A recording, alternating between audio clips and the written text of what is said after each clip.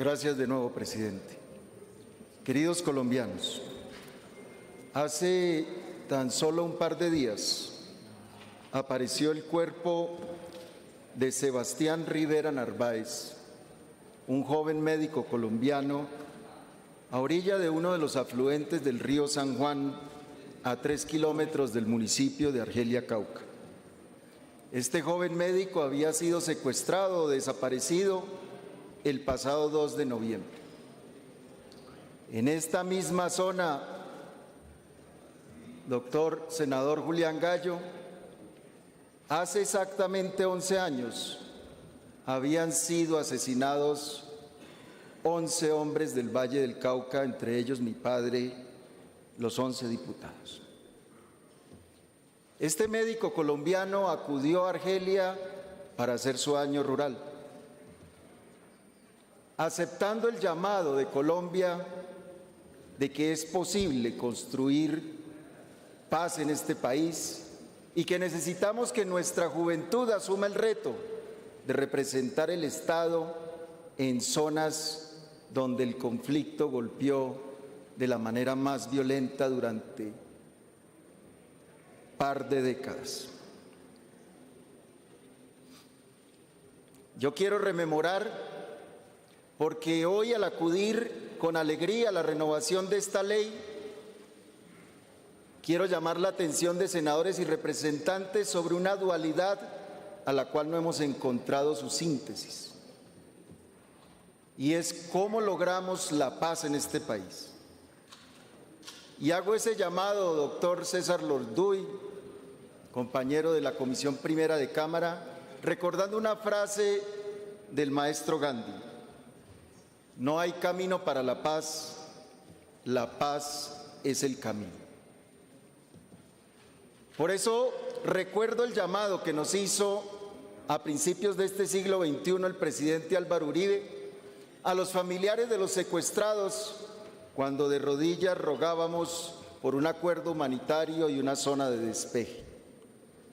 El mensaje que recibíamos en esos momentos es que debíamos soportar con valor y con coraje la posible pérdida de la vida de nuestros seres queridos a cambio de que esta patria alcanzara la paz. Bajo la figura de la seguridad democrática, no era posible dialogar con los grupos alzados en armas, no era posible establecer zonas de distensión y no era posible establecer acuerdos humanitarios. Luchamos incesantemente durante largos años sin lograr un cambio de posición. Enterramos a nuestro padre y a sus compañeros y a miles de colombianos convencidos que esa estrategia traería paz a este país. Terminado ese proceso, llega el presidente Santos y a aquellos que habíamos enterrado a los seres queridos nos dice que ahora teníamos que dejar de odiar a sus asesinos, a quienes odiábamos profundamente. Y que para que este país alcanzara paz, no bastaba solo con dejar de odiarlos, sino que deberíamos perdonarlos. Que además de perdonarlos, deberíamos apoyar la decisión de construir a través del diálogo una oportunidad de paz para el país. Y hoy nuevamente la oportunidad de la vida nos coloca en este Congreso para retrotraer la misma discusión hoy. Si es el diálogo, el perdón, el ejemplo, la convivencia, la concertación, la salida para que este país encuentre paz, o es nuevamente la negación del diálogo, la ausencia de zonas en las cuales podamos dialogar, los condicionamientos para la concertación, y no encontramos un punto medio.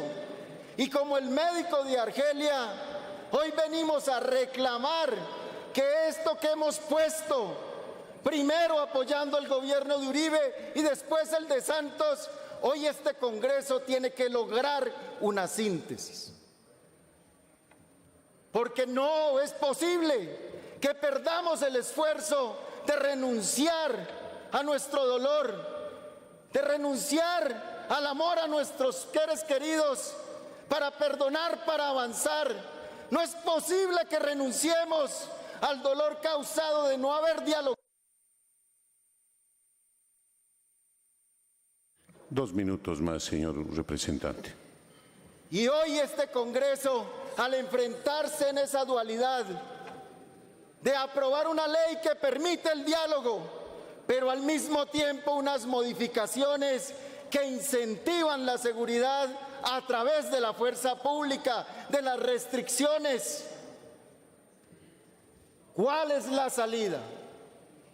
Por eso queremos pedirles, honorables senadores y representantes, que al aprobar las modificaciones de esta ley sopesen con extremo cuidado el perjuicio que las mismas traen al sacrificio que nos hemos sometido durante los últimos 20 años.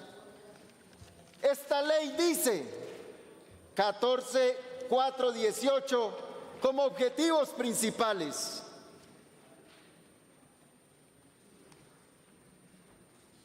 objetivo primordial, garantizar la existencia de un procedimiento y marco regulatorio para las negociaciones con grupos armados al margen de la ley, y define, entre otros, los criterios mínimos para establecer los mecanismos de procesos para la dejación de armas.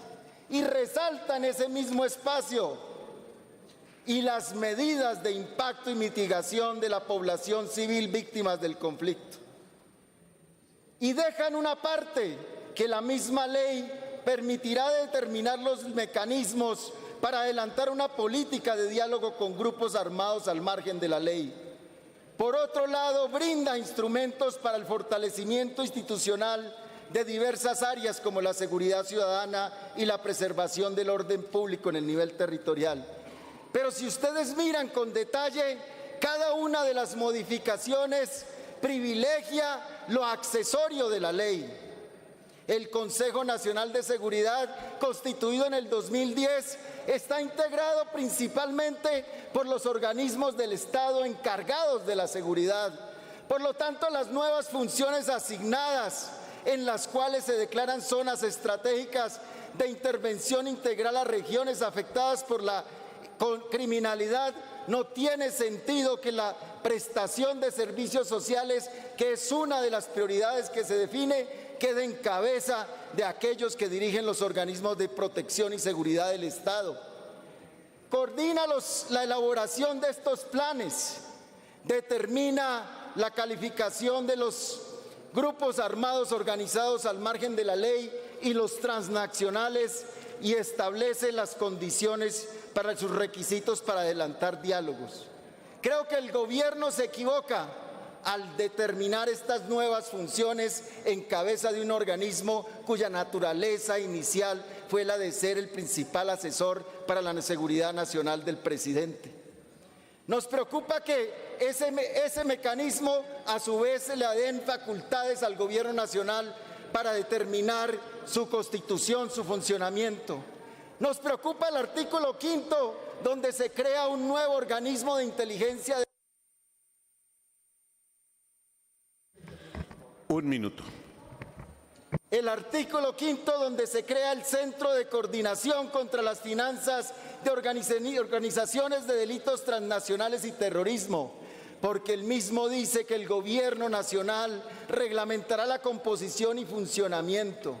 Nuevamente estamos dando facultades al presidente de la República para que cree organismos de inteligencia que hoy no conocemos de qué manera serán regulados, manejados, constituidos, financiados y cuáles serán sus alcances o fines. ¿Será que podemos retroceder en generar ese tipo de facultades? Y quiero cerrar, queridos senadores y representantes, llamando la atención de cómo este fondo que se crea en cabeza de la nación, para que el mismo sirva de mecanismo de financiamiento de las decisiones que tome ese Consejo Nacional de Seguridad. Cuando hemos luchado porque las decisiones económicas, de partidas, de distribución del presupuesto, tengan control por este Congreso, que pasen a través de planeación nacional y que sean conocidos y reconocidos por todos los estamentos que ofrece la democracia.